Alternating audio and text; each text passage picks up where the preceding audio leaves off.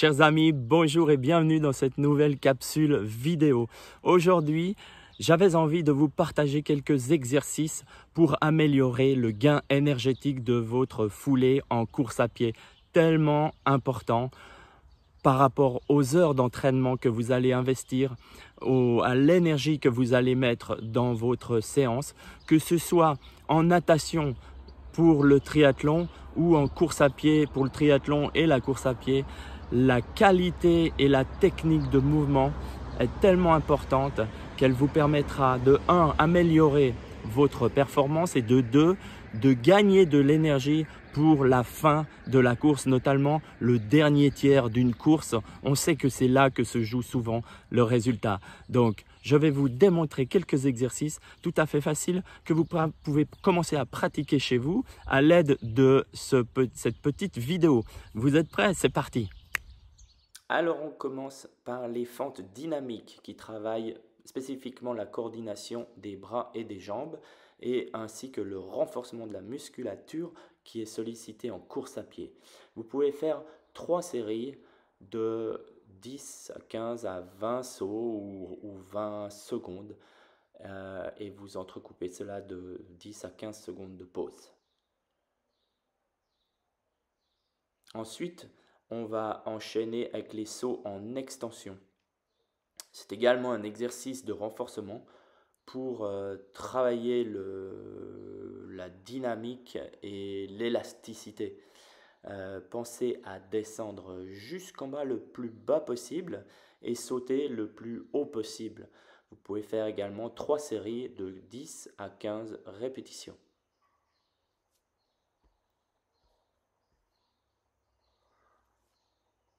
Ensuite, on commence des exercices un peu plus techniques avec le talon-cuisse. Donc, il est très intéressant et important pour les genoux qui doivent rester à l'avant du corps.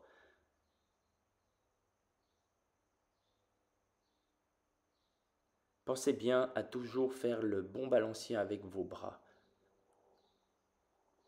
Ensuite, on enchaîne avec le talon-fesse. Toujours pensez à vos bras et le talon doit conserver le contact avec le sol. Cela permet de travailler toute la chaîne musculaire et surtout les ischio-jambiers. Donc regardez loin devant et activez les bras avec un bon balancier. Ensuite, on va passer à la montée des genoux. Alors, contrairement au talon-cuisse, cette fois-ci, on monte les genoux le plus haut possible.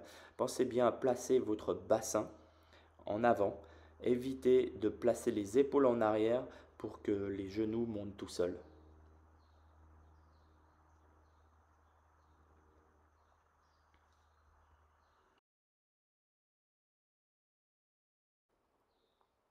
Ensuite, nous allons passer par l'exercice jambes tendues et faire un griffé avec le pied, le plat du pied.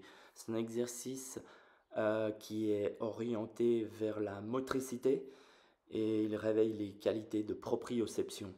Le but, c'est de bien sentir l'appui au sol. Il demande une tonicité, une certaine tonicité musculaire.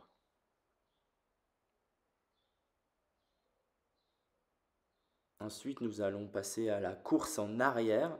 Donc pendant cette course arrière, la position est inversée et les pointes du pied sont en direction des talons.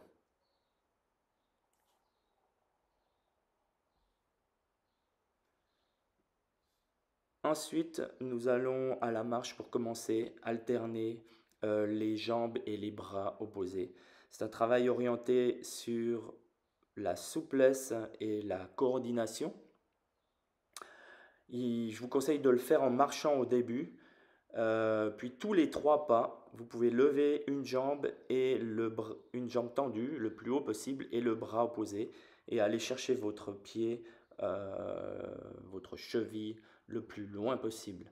Une fois que vous l'avez maîtrisé, vous pouvez commencer à faire des petites foulées, pas comme moi sur la vidéo, mais réellement courir. Moi, je devais rester dans le cadre.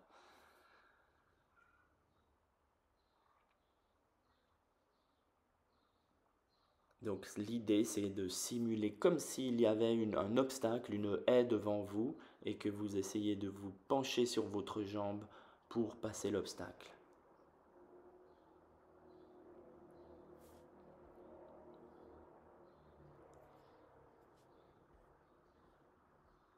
Voilà, ensuite, on peut passer aux foulées bondissantes. Alors, elles sont là pour une mise en place de la dynamique et de l'élasticité. Le but, c'est d'essayer de monter le genou le plus haut possible et de cette manière à rebondir sur la piste. Il demande également beaucoup de tonicité musculaire. Maintenant, on passe à un monté de genoux plus le grip. Donc c'est un exercice orienté sur la coordination, la souplesse et l'élasticité.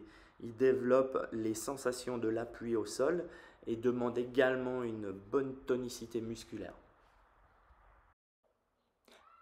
Vous pouvez ainsi terminer cette école de course par des pas chassés ou pas croisés, de manière à relâcher complètement le haut, le bas du corps.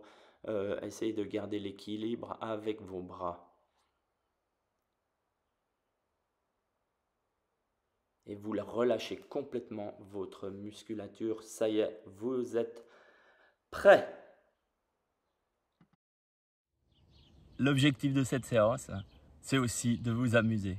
Parce que c'est vrai que certaines personnes ont de la peine avec la coordination des mouvements au début, ce qui est tout à fait normal. Je vous rassure, mais amusez-vous et faites-le en groupe, faites-le avec vos enfants. Il faut que ce soit ludique. Du coup, amusez-vous, marrez-vous.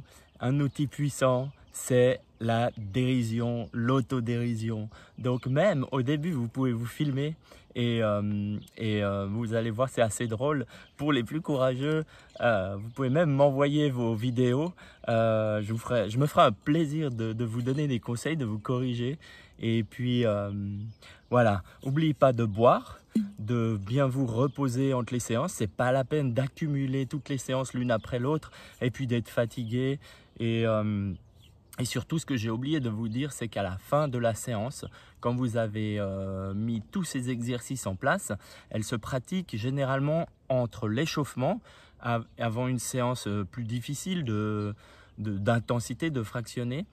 Donc entre l'échauffement et le début de la séance, vous terminez après les exercices d'école de course, on appelle ça, par des allonges.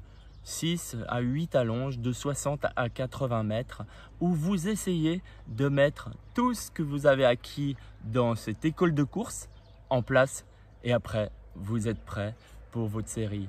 Voilà, je vous dis à très bientôt. J'espère que cette vidéo vous a été utile. Si vous pensez qu'elle peut être utile à d'autres personnes ou que ça peut intéresser ou éveiller la curiosité, sentez-vous surtout libre de la partager. Et en attendant la prochaine communication, je vous dis à très bientôt.